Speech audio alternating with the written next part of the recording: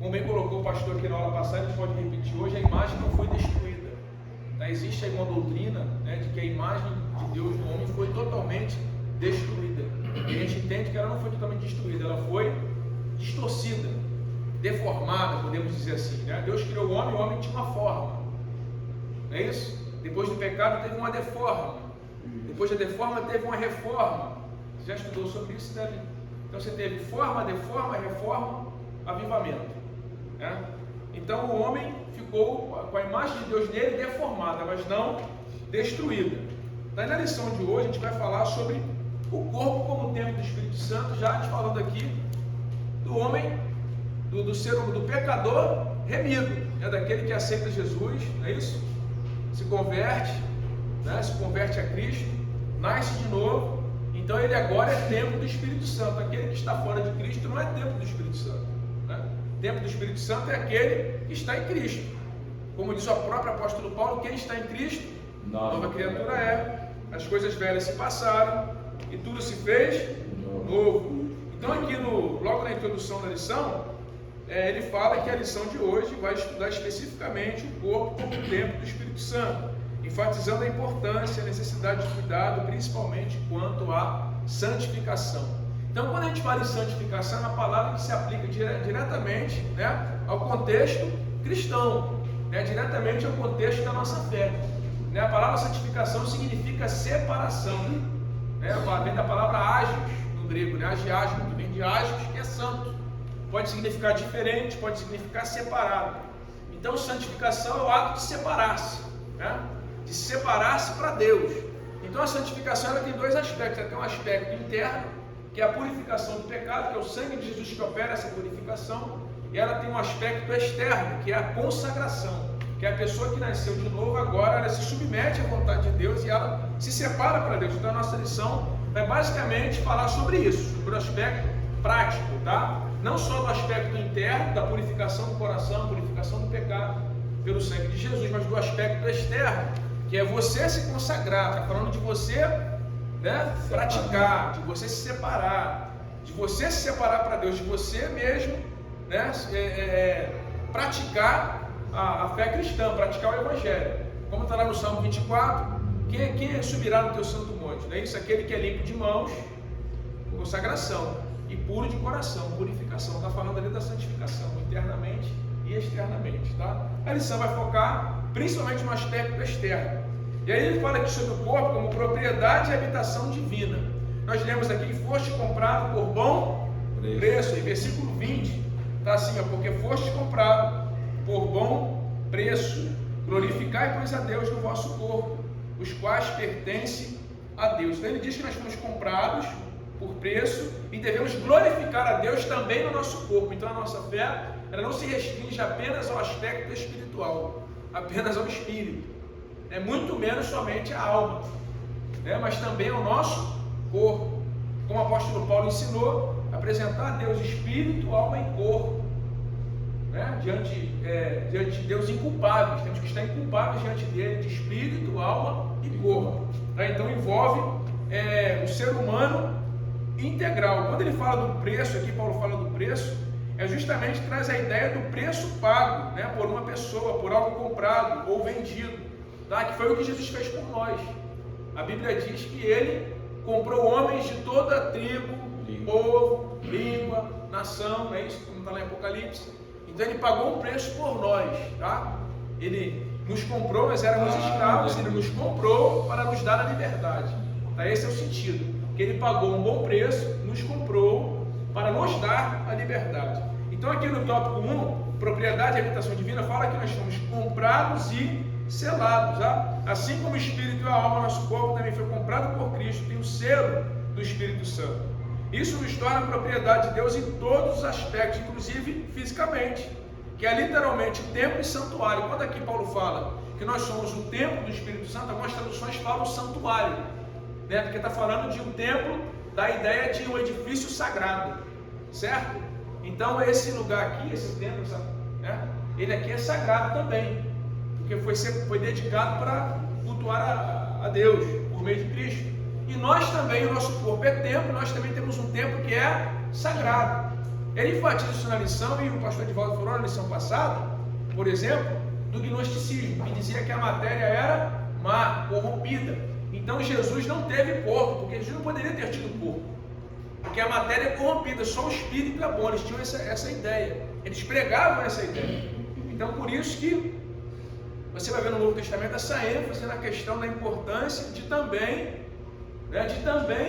você consagrar o seu corpo a Deus, o seu corpo a Deus por meio de Cristo. Como está lá em Romanos 12, não vos rogo, pois, irmãos, pela compaixão de Deus, que apresenteis, ali toda a linguagem ali de Romanos 12 era sacrificial. Quando ele fala de apresentar, era a mesma linguagem usada para pôr um sacrifício à parte para oferecer a Deus. O ofertante chegava com aquela oferta, com aquele animal para oferecer, ele era posto à parte para ser sacrificado. Não podia ser um animal qualquer, tinha que ser sem defeito, não é isso? Tinha uma idade específica, tinha que ser um animal perfeito, não podia ter defeito, o sacrifício tinha que ser perfeito. Então quando Paulo fala apresentar, é a linguagem de sacrifício, é pôr à parte. Apresentai, pois, o vosso corpo a Deus, em sacrifício vivo, santo e agradável, que é o vosso culto racional. Ele continua, e não vos conformeis com este mundo, mas transformai-vos. Ele continua. Então é a linguagem do sacrifício. Então, pode falar. Isso também pode ser uma escolha, uma opção, porque muitas pessoas às vezes vão levando o evangelho, são cristãos e tal, mas algumas pessoas decidem, talvez, levar uma vida mais santificada, ou isso é uma ordenança. Olha, vocês podem, é uma ordenança.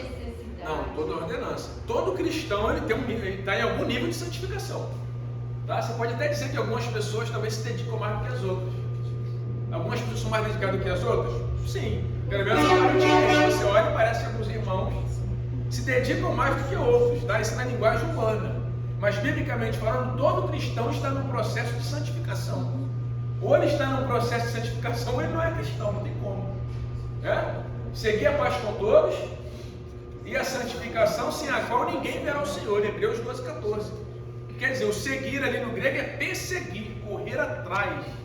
Você realmente se esforçar, é esforço. Então traz a ideia da participação humana no aspecto externo da santificação, que é a consagração. No aspecto interno, o homem não participa. O sangue de Jesus purifica do pecado. Não tem como o homem fazer nada pela sua salvação, não tem como. Agora, a santificação, a consagração, sim, a participação humana. Tá? Então nós não fomos salvos pelo que a gente faz, mas somos salvos para fazer.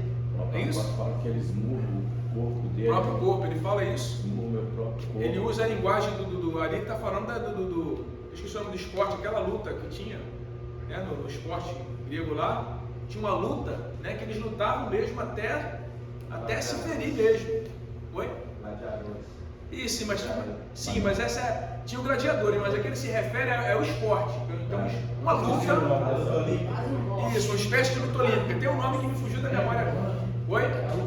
Também. Ela tem um nome específico, fugiu da memória agora. Depois eu vou lembrar e vou falar. Então é essa luta que Paulo usa essa luta especificamente ali, por isso que ele fala, eu esmurro o meu corpo. Ele está dizendo que ele é como alguém que está competindo, só que ele está competindo contra si mesmo, contra as pessoas. Ele está dizendo, estou competindo contra mim mesmo, A vontade de Deus competindo com a minha vontade, e a vontade de Deus esmurrando a minha vontade, para que a vontade dele prevaleça. É isso que Paulo está dizendo. Então ali, essa usou um exemplo bem amplo, Importante. Porque dificilmente a nossa carne vai inclinar para conduzir o nosso corpo, a nossa carne, nosso corpo. Eu diria que ela não se inclina de jeito nenhum. De jeito nenhum. E Paulo fala isso em Romanos 8, que a nossa carne não está sujeita à lei de Deus, nem em verdade pode ser. Ele fala, ela não vai se sujeitar. Então você precisa do Espírito Santo para se sujeitar. E entra aqui a lição de hoje. O corpo como templo do Espírito Santo. Então o Espírito Santo vai te conduzir a uma vida de santificação, mas sem ele, você não vai se santificar. Certo? Você não vai. Tá? Seguindo aqui a lição, então ele fala comprado e selado. Nós somos comprados e temos um selo, certo? Fomos selados, tá? E esse selo também envolve o Espírito Santo. O apóstolo Paulo diz que o Espírito Santo ele é o penhor da nossa herança. O que é o penhor? A garantia. Qual é a garantia que nós temos de que somos salvos? O Espírito Santo habita em nós, essa é a garantia, a certeza. Romanos 8,16. O Espírito Santo testifica com o nosso espírito que nós somos filhos de Deus. Em outras palavras, nos dá a certeza de que nós somos filhos de Deus. Então não tem como ter certeza da salvação sem o Espírito Santo. Só tem certeza da salvação quem é casa do Espírito Santo. Ok? Até aqui tudo bem, gente? Amém. Aí na lição aqui ele vai seguindo, lá no último parágrafo, aqui na parte do tópico 1, ele diz assim: antes da morte e ressurreição de Jesus, os discípulos tinham a presença do Espírito com eles. Depois passaram a tê-los dentro deles pela experiência da regeneração. Ele está explicando aqui João 14, 16 e 17. O Espírito Santo habitará convosco e estará em vós. Habitar convosco é a presença dele conosco, como com os discípulos lá. Estar em vós significa habitar em nós. Então está falando de duas etapas, né? O Espírito Santo estava com os discípulos. Depois de Pentecostes, o Espírito Santo está nos discípulos, né? Está na igreja, ele habita na igreja. São dois momentos diferentes, tá? Ele cita aqui João 20, 22, que é a primeira experiência, né? Ele diz: como propriedade e habitação divina, temos de nos santificar e nos dedicar a Deus por inteiro. Enganam-se os que dizem que ele quer apenas o coração. Está só enfatizando aqui que quando a Bíblia fala que Deus quer o coração, está se referindo ao homem integralmente. A linguagem ali não é o coração na linguagem humana. Então ele está explicando aqui que hoje em dia você fala assim: Deus quer o teu coração, pode ficar de qualquer maneira, que Deus quer só o teu coração. Isso está errado. Deus não quer só o teu coração, quer você por inteiro. Agora, quando a Bíblia diz que Deus pede o teu coração, Ele está te pedindo por inteiro. Na linguagem bíblica, quando fala de coração, é o cerne das emoções humanas, o lugar das decisões, da vontade. Então está dizendo que Deus quer você por inteiro, tá? Como está lá em Provérbios: filho meu, dá-me o teu, acho que é Provérbios 23, 26, se não me falha a memória, ou 26, 23 aí, um desses dois. Diz: filho meu, dá-me o teu coração. Então Deus pede o coração no sentido de pedir o ser humano por inteiro, espírito, alma e corpo. O coração na Bíblia sempre fala do ser humano na sua totalidade, principalmente do ser humano como uma alma, né? Deus quer você por inteiro, certo? E aí o tópico 1.2 é: não sabeis vós, a pergunta, tá? A pergunta da retórica feita por Paulo aos Coríntios indica que, apesar de ensiná-los, faltava-nos a compreensão espiritual correta acerca da mordomia do corpo. Mordomia do corpo aqui é o que? A administração do corpo, tá? A palavra mordomia vem da palavra, a palavra oikonomos no grego, né? Oikos casa, nomos lei. Então, regras da casa é aquele que administra conforme as regras da casa, tá? As regras da casa estão onde? A casa de Deus, as regras da casa é a Bíblia. Então ele fala aqui: o mordomo do corpo. E nós estamos também administrando esse templo, que também pertence a Deus. Então Deus não quer só o coração. Na linguagem humana, Ele quer o homem por inteiro. Ele quer espírito, alma e corpo. Senão, não. Já entreguei minha vida para Jesus, posso fazer o que eu quiser. Não é bem assim, não. Se você entregou a sua vida para Jesus, você vai ter o desejo de fazer a vontade de Deus. Correto? Você vai querer fazer a vontade de Deus. Você nasceu de novo.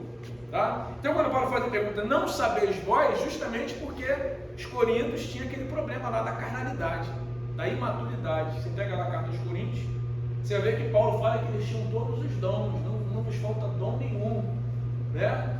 Porém, não posso dar para vocês alimento sólido, porque vocês ainda são carnais. No meio de vocês tem divisões, tem contendas, não é isso? Tem favoritismo, né? Paulo fala isso lá. Vocês se reúnem na ceia, em vez de ser para celebrar o Senhor, vocês se reúnem para comer. Ele fala assim: está com fome? Come em casa, não vem, né? Come em casa e depois vem para a ceia, não vem para cá com fome não. Paulo chega a falar assim para eles: não vem para cá com fome não, para chegar aqui e cada um, né, vem aqui para assim, encher de comida, né, cometer o pecado da gula. Não é isso? A gente fala assim: fulano está cometendo o pecado da gula porque come muito. Porque na verdade o glutão na época de Paulo não é só comer muito, não é isso que a gente usa hoje. O glutão era aquele que comia até encher, quando não aguentava mais, ele saía lá fora, botava o dedo na garganta, vomitava a comida toda para voltar para comer de novo. No contexto de Paulo, era isso que os gregos faziam: botava o dedo na garganta, vomitava a comida toda e voltava para comer outra vez. É esse o glutão que Paulo fala lá. Então, eles eram o glutão ao extremo, né? Não cabe mais nada, vamos botar para fora para comer de novo. Esse é o contexto, tá? Então, quando Paulo fala que não sabeis vós, a pergunta, Paulo está dizendo: vocês são o templo do Espírito Santo, estão vivendo desse jeito? É mais ou menos essa pergunta. Eles não percebem que vocês estão errados, que vocês agora são propriedade divina?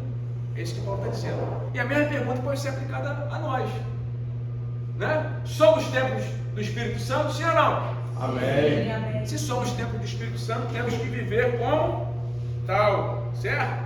E aí o 3 ele diz aí: propriedade e domínio. O detentor da propriedade deve ter também o domínio. Se pertencemos ao Espírito, devemos viver sob o seu domínio. Então aqui pode fazer um adendo aqui: para viver sob o domínio do Espírito Santo tem que se encher do Espírito Santo. certo? Se você não se enche do Espírito Santo, você não vai viver sob o domínio do Espírito Santo. Entra Paulo de novo, Efésios 5,18. Não vos embriagueis com vinho em que há contenda, mas enchei-vos do Espírito Santo. Paulo está fazendo ali uma analogia, é isso? Não se encha, né, de vinho. Ao invés de se encher de vinho, se encha do Espírito, que Paulo está dizendo. Ou seja, a linguagem do grego é continue se enchendo, porque se enche todo dia, não é só no dia do culto. Se você deixar para se encher só no domingo de culto, você vai ficar como? Você fica carnal, irmão. Você fica como é que se fala? Na dimensão, somente na dimensão humana, você não consegue alcançar a dimensão divina, certo? Você fica, qualquer coisinha você está explodindo. Agora o Espírito Santo, ele vai ter domínio com a medida que a gente se enche do Espírito Santo. Se você se enche, né, ser cheio do Espírito Santo é o que? É ser controlado por ele. Quem está cheio não é quem fala muita língua ou entrega profecia, não é. Isso é um equívoco no nosso meio. Quem está cheio do Espírito Santo pode até pular, pode rodar, não tenho nada contra, pode falar em línguas estranhas. Sou a favor, também falo, também sou pentecostal. Agora, você tem que entender que ser cheio do Espírito Santo é ser controlado por ele. Não é fazer o que quiser e depois no domingo falar mistério, não muda nada. Correto?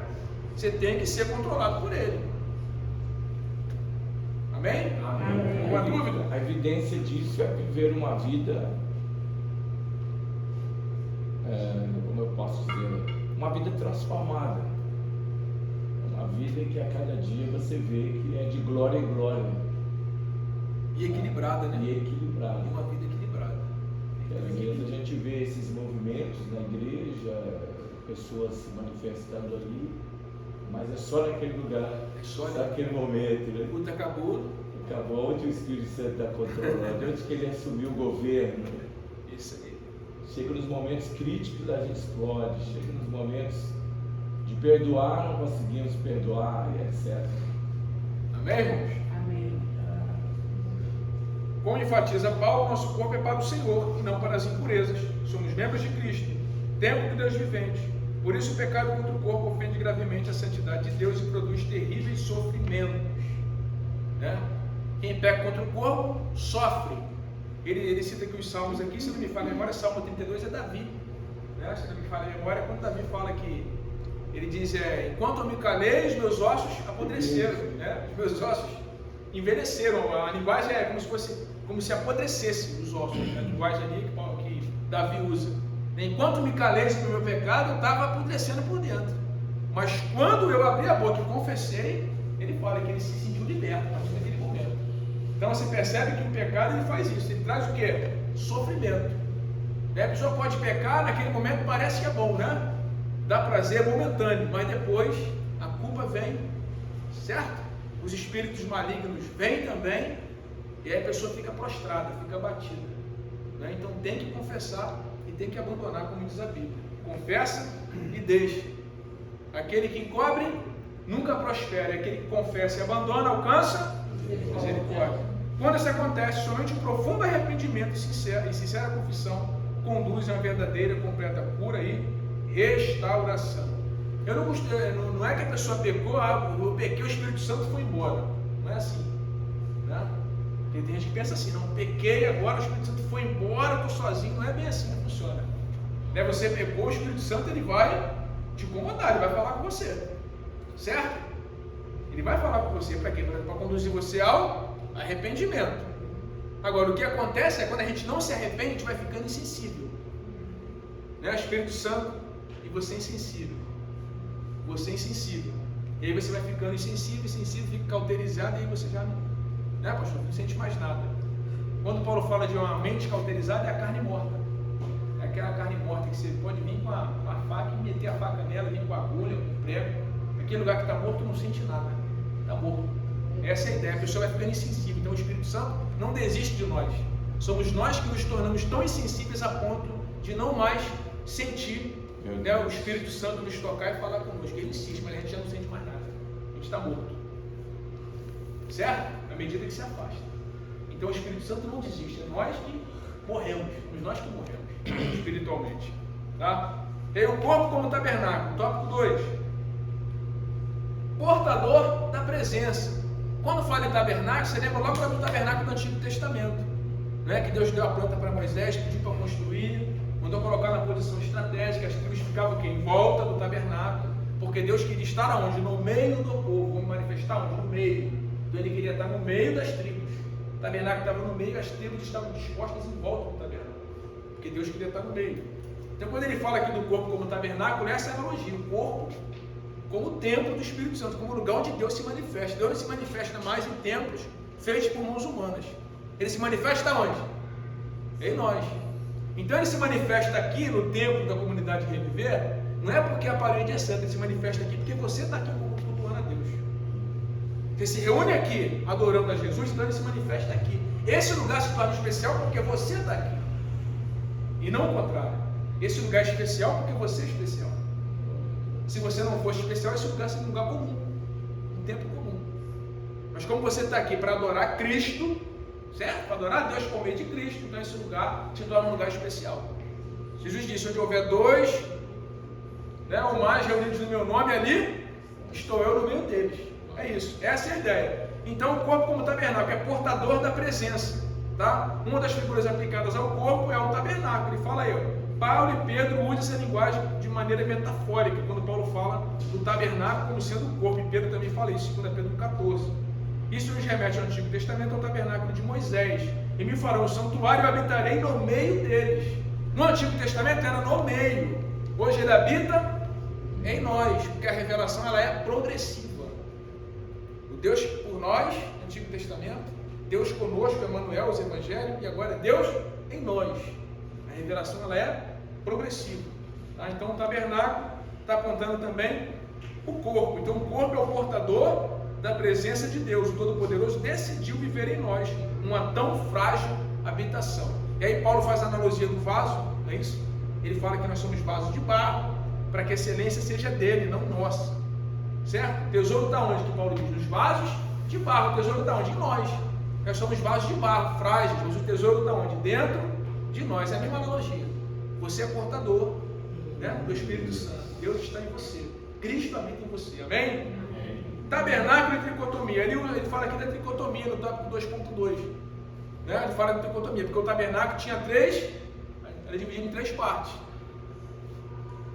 O pátio, o lugar santo e o lugar santíssimo. E nós também somos espírito, alma e corpo. Quando a gente falava lá ia ministrar sobre louvor, adoração, a gente brincava, né? Falava que no pátio você canta, no lugar santo você louva, no lugar santíssimo você adora. A gente brincava. No pátio você só canta, no lugar santo você louva, porque louvar no hebraico é elogiar. Você louva. E no lugar santíssimo você adora. Então, o de louvor tem que ficar só no santíssimo. Na verdade, isso aí, no santíssimo. Na verdade, como a gente falou aqui na lição de hoje, tem que funcionar tudo. Tem que cantar, louvar e adorar. É isso aí. Tem que funcionar os 3. Né? Porque cantar, a carne canta. Louvar, a alma louva. Agora adorar em espírito e em verdade. Os 3 tem que estar funcionando. Tem que cantar, louvar e adorar. Fazer os 3. São 3 coisas que parecem a mesma coisa, mas são distintas. Tem muita gente que canta muito. Muito distinto, né? Tem muita gente que canta muito, irmãos. Canta, eu já brinquei aqui, o pessoal ficou rindo. Eu lembro do Michael Jackson? Dançava, cantava, as pessoas desmaiavam no show dele. Irmão, ninguém pode negar o talento de uma pessoa. Um artista top, certo? Mas a pessoa desmaiava lá por quê? De emoção. Certo? De emoção. Na igreja não é diferente. Tem pessoa que canta tão bem que você se emociona. Certo? Não quer dizer que entrou no Santíssimo. Você pode estar chorando de emoção. Tá? Você pode chorar de emoção, mas você precisa entrar no lugar santíssimo. A gente precisa cantar, precisa louvar, precisa adorar. Tem que chorar, mas tem que entrar no lugar. Né? Correto? Tem que participar do culto. Amém? Amém. Às vezes a pessoa pode ser taquara rachada. Às vezes ela abre a boca e parece que o ambiente muda, né? Assim? Às vezes nem canta tão bem, mas o ambiente muda. Certo? Conduz a igreja a outra atmosfera, a outra dimensão. Tem pessoas que Deus usa dessa forma. Amém? Tabernáculo, tricotomia, tá? Um tabernáculo guiado. Outra lição espiritual que extraímos da metáfora do tabernáculo é a importância de ter a presença como guia permanente e eficaz em nossa vida. Se a nuvem do Senhor que estava sobre o tabernáculo se levantava, os filhos de Israel caminhavam. Se não se levantava, permaneciam no mesmo lugar. Você se lembra, a nuvem de dia? É isso? e o fogo de noite. Se mexesse, se movesse, o povo tinha que se mover. Você sabe que tanto a nuvem de dia como a coluna de fogo de noite aponta para onde? Para Deus, a direção de Deus, a presença de Deus. Então é um tabernáculo guiado. Eu falei aqui na outra oportunidade que ser guiado é seguir voluntariamente. Ser guiado não é ser arrastado. Você ser arrastado é uma coisa, ser guiado é outra. Ser guiado é você se deixar ser conduzido. Não é assim com o Espírito Santo? Você se deixar ser conduzido. O Espírito Santo não vai te obrigar a nada. O Espírito Santo não é o diabo é que arrebenta a porta e te arrasta. Se der legalidade, ele arrebenta a porta e arrasta a pessoa. O Espírito Santo não. Se você quiser, ele te guia. Se você não quiser, é você que se submete ou não.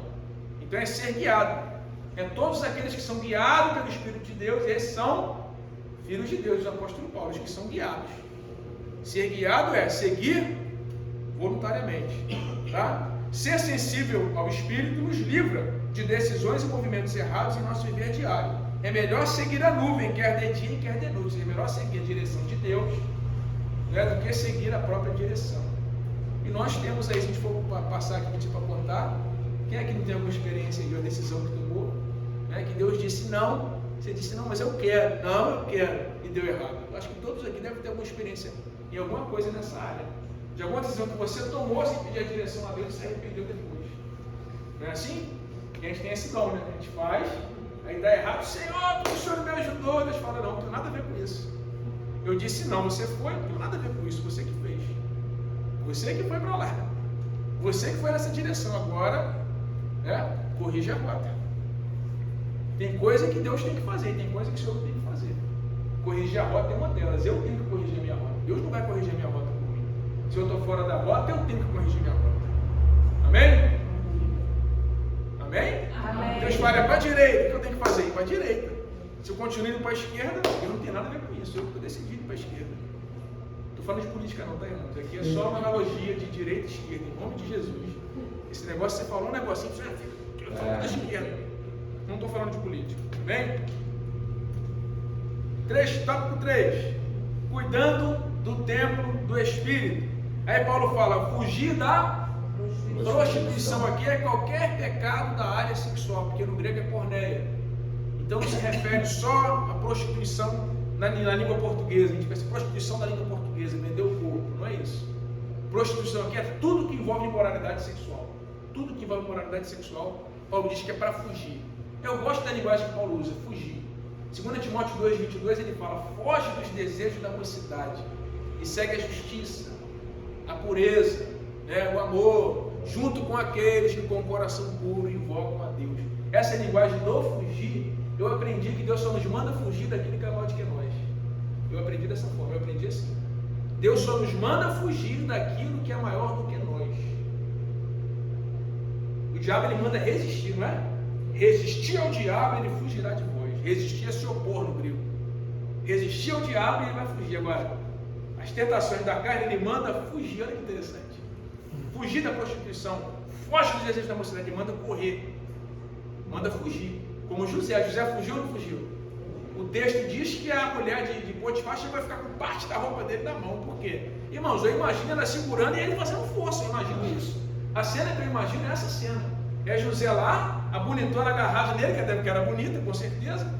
Agarrada nele, e ele, pastor, me solta, e saiu correndo. E tem muito crente que não faz isso, né? É isso? A mulher não precisa nem agarrar a roupa dele, já sinalizou, ele já está. Tem uns que estão assim, né? Mas José não, ele segurou e me solta, e fugiu. E parte da roupa ficou com ela, para você perceber que a briga foi feia. Se ela ficou com parte da roupa de José na mão dela, é porque foi briga de foice, como diz lá no Rio, briga de foice. A coisa foi feia. Ele teve que fugir dela. Então a Bíblia nos manda fugir daquilo que é maior do que nós. Não podemos brincar com a nossa natureza. A nossa natureza também tem poder. Tá? A nossa natureza é carnal. Aí você pensa assim, eu estou igual Sansão, né? Vou me levantar de novo e vou derrubar o filisteu de novo. Aí outros dizem, mas Sansão não sabia que o Espírito de Deus já havia se retirado dele. Ele pensou que, como sempre, derrubar o filisteu de novo, mas naquele dia, Sansão dançou, né? Naquele dia ele se deu mal, porque Deus já tinha se retirado dele. Então assim somos nós. Temos que avaliar a nossa vida. Série sempre a gente parar e avaliar. Avaliar a nossa vida, ver como nós estamos. Né? Nosso relacionamento com Deus, não é isso? Nosso corpo como templo do Espírito Santo. Então Paulo fala, fugir. Fala comigo, fugir. Fugir. Fala forte, fugir. Fugir. É para fugir, irmão, não é para brincar. Né? Sansão brincou. Foi contando historinha até ter aquele fim catastrófico que você conhece. Ficou cego, virou escravo, não é isso? Lá no final ele derrubou, mas ficou cego, escravo e ficou sendo motivo de escárnio lá, né? Zombaram bastante dele, escarneceram bastante dele, por quê? Porque brincou com a natureza. Paulo está dizendo, não brinca, foge. Não brinca. Se você sabe que você tem essa fraqueza, está aqui, passa pelo outro lado. É o que Paulo está dizendo. Aqui, irmão, é isso que está dizendo, é literal, é fugir. Se tu sabe que está lá, porque você vai passar por lá, por quê? Passa pelo outro lado, vai pelo outro caminho. É fugir, é se resguardar, né? É isso aí. Vamos seguir? Bora. E aí, disciplinas espirituais, 3.2. Para uma vida espiritual plena, como o templo do Espírito Santo, não basta que os membros do corpo deixem de ser instrumentos do pecado. É preciso apresentá-los a Deus como instrumentos de justiça. O que Paulo está dizendo é, não basta dizer não ao pecado, você precisa agora lutar contra o pecado. Não é só dizer não passivamente, mas é lutar contra o pecado ativamente. Né? Amém? Amém. Vamos ver aí, Romanos, capítulo 13. Deixa eu mostrar aqui o texto. Romanos 13, acho que é 11. Deixa eu ver se eu lembrei bem. Romanos 13, 11 e 12. Olha o que Paulo diz. E digo isto a vós outros que conheceis o tempo. Já é hora de vos despertar do sono, porque a nossa salvação está agora mais perto do que quando no princípio cremos. Ele diz, a noite é passada, o dia é chegado. Deixemos, pois, as obras das trevas. Diga não às trevas. Aí logo em seguida ele diz, e vistamos-nos das armas da luz. É a mesma linguagem. Paulo está dizendo, diga não às trevas, mas vista as armas e lute contra as trevas. Paulo está dizendo. Não basta só ser passivo e dizer não, tem que ser ativo e lutar. Tem que se vestir e ir para a guerra. Amém? Todos entenderam aqui? Amém. Então a disciplina espiritual fala disso. Não basta dizer não ao pecado, você tem que lutar. Tem que se vestir das armaduras que Deus foi disponibilizada para você e para mim e lutar contra o pecado. Lutar contra o diabo, lutar contra os demônios, não é isso? A nossa batalha não é contra a carne, nem sangue, não é isso? Mas contra os principados, potestades, segue lá a lista lá que o apóstolo Paulo dá falando do mundo espiritual. Tá? Então é preciso apresentar aí a Deus, como a gente falou no início, sacrifício vivo, santo e agradável, Romanos 12:1. É por meio do corpo que praticamos as mais importantes disciplinas da nossa vida espiritual, que é o quê? Jejum, oração, estudo da palavra, e não só estudo, obediência também. A gente estuda muito e não faz. Conhece tudo. A gente conhece tudo, de capa a capa, mas não pratica. Não tem efeito nenhum. Você pode ser PhD de Bíblia. Se você não faz, não adianta. Se você não põe em prática, nada muda, nada acontece. Você pode saber só 20%, mas se o 20% você praticar, vai surtir efeito. Agora, saber 100% e não praticar nada, não vai fazer efeito nenhum. Conseguiram entender? Amém? Então, disciplinas espirituais, jejum, oração, estudo da palavra e também obedecer a palavra. Né? Obedecer a palavra. Aí ele diz aqui, é por meio do corpo que praticamos as mais importantes disciplinas da nossa vida espiritual, como jejum, oração, palavra, que são fundamentais para uma contínua e fluente agência do Espírito de Deus em nosso interior. A agência aqui é a ação do Espírito Santo, onde? Em nós. Ele nos guia em toda a verdade, produz em nós o seu fruto, nos capacita para servir a Cristo e habita em nosso coração como penhor da nossa eterna redenção, como garantia da nossa salvação. Então o que ele está dizendo é, está toda a ferramenta que nós precisamos nos foi disponibilizada, é o que ele está dizendo. Está tudo disponível para mim e para você. As ferramentas para a gente levar uma vida que agrada a Deus. Deus disponibilizou. O agente interno, que é o Espírito Santo, o agente externo, que é a palavra. Né? E a base da santificação, que é o sangue de Jesus derramado. Aleluia. Tudo foi, tudo está aí disponibilizado para mim e para você. para a gente levar uma vida que agrada a Deus. E aí, para terminar, ele fala disciplinas corporais, né? É um contrassenso ter o corpo como templo do Espírito e tratá-lo sem devido cuidado. Dentre esses cuidados estão a quantidade e a qualidade de nossa alimentação. Às vezes se afirma, em tom jocoso, que crente não bebe, mas come muito. Principalmente pentecostal, né? Né, pastor? Pentecostal, então, né? Pentecostal, então, tá aí dentro, né, irmão? Churrasco. Eu falo churrasco, eu só consigo falar churrasco. Estou tentando falar como é que fala aqui, pastor. Churrasco. Não consigo falar churrasco. Falou agora. Difícil, né? Mas não sai natural, né? Sai forçado. Quando eu vejo, eu falei churrasco mesmo, já foi. Né? É churrasco. Então, não seria reflexo da falta de moderação de alguns, o comer muito, ó. Além do aspecto alimentar, descanso, exercício físico. Tem gente que pensa que é só igreja. Segunda igreja, terceira igreja, quarta igreja, quinta igreja, sexta igreja, sábado igreja. Segunda igreja de novo, domingo igreja. Não, irmão. Você tem que ter descanso. Você tem que ter um lazer com a tua família. Você tem que cuidar da sua saúde mental. Tem que cuidar do seu corpo. Não é isso? Porque não adianta, irmão. Você pode orar no monte todo dia. Se você continuar comendo demais, não vai mudar nada. Não muda, não vai mudar. Para você cuidar da sua saúde física, você vai ter que cortar alguma coisa, não é isso? Né? Tem pessoa também que é radical, não é? Não vou comer mais nada. Não é isso. É ser equilibrado, é controlar, se cuidar. Por quê? Porque você é templo do Espírito Santo. Deus quer que você cuide da sua saúde física. Deus quer que você cuide da sua saúde emocional. Deus quer que você cuide da sua saúde espiritual. Deus não quer você doente, Deus quer você são. A parte de Deus Ele faz, mas tem coisa que é a nossa parte. Eu falo aqui sempre, a parte de Deus Ele não vai fazer, Ele já fez, né, pastor? Agora a nossa parte, Deus não vai fazer. A tua parte você tem que fazer, Deus não vai fazer a tua parte, amém? Disciplina corporal envolve fazer a nossa parte, tá? Olha, ele fala aqui, ó, cabe-nos também fazer uso regular dos meios de saúde preventivos e curativos disponíveis. Não, eu vou só orar. Não, você não vai só orar, não, você vai orar. Mas tem hora que você tem que ir aonde? Tem que ir no psicólogo, tem hora que você tem que ir no médico, assim, tem que procurar um especialista. Deus pode curar? Pode, mas não curou, você vai fazer o quê? Você vai no médico, você vai. Amém? Alguém tem alguma dúvida até aqui? Corpo como templo do Espírito Santo. Aprendeu aí a importância do corpo? Você é templo. Deus se preocupa também com a sua saúde física, amém? Amém. Tem pessoa aí que às vezes morre cedo, né? E morreu cedinho, cara. Morreu, está vivendo para Jesus e morreu para às vezes morreu porque não se cuidou. Olha a história dos avivalistas aí, pra você ver. Tem muitos avivalistas que morreram por falta de cuidado, né? Porque não, Deus quis levar ele. Conversa, o cara não se cuidava, não dormia, não comia, morreu. Podia ter servido a Deus mais 20 anos. É verdade. Não é? Se ele serviu 20 e produziu muito, ele podia ter servido mais 20. Por que morreu prematuramente? Porque não se cuidou. Morreu prematuramente. O pregador Paulo, acho que é Paulo Canuto, o nome dele, ele teve essa experiência de falecer, sedado por moto já, e ele teve uma conversa com o Senhor, questionando ao Senhor o que o Senhor tinha recolhido o fruto de vida dele naquele tempo. E aí o Senhor falou para ele que não foi o Senhor que recolheu, foi negligência dele.